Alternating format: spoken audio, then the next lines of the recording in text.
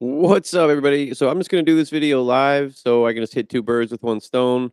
So I am doing a documentary about the 2018 Farm Bill and how it has changed the recreational cannabis industry and how that has played into an unregulated market and how things have started happening to younger children who are not allowed to go into these dispensaries.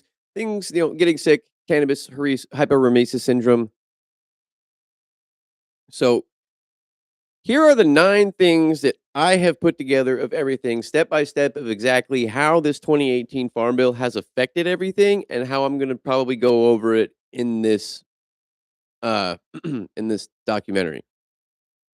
So, the first one is the hemp gets carved out of the Controlled Substances Act, right? No testing framework was built in, so there was nothing in the Farm Bill that created any federal requirement for potency testing. So that opened up the big thing with the high testing stuff and the low delta 9 percentage because of that loophole.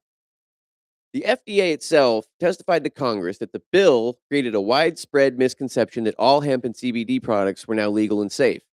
The agency has only offered a voluntary Q&A resource page, though. They haven't done anything about it.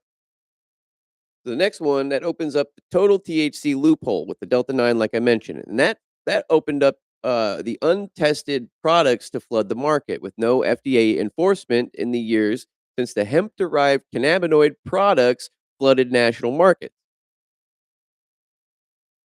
So the states, the patchwork and where the federal, sorry, so states patched in some things where the federal law didn't. So in the absence of the federal regulation, states had to build their own rules. Well, states do their own thing, and it's however well they're going to do it.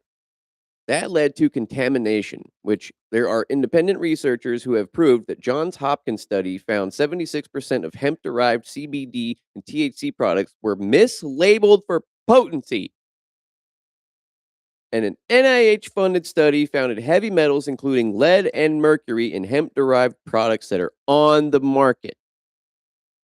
Now, vapes become the worst case delivery method because when you research the cannabis vape liquids, there is a whole market of unregulated products that contain up to 100 times more lead than regulated samples. Plus, the elevated nickel, zinc, and copper.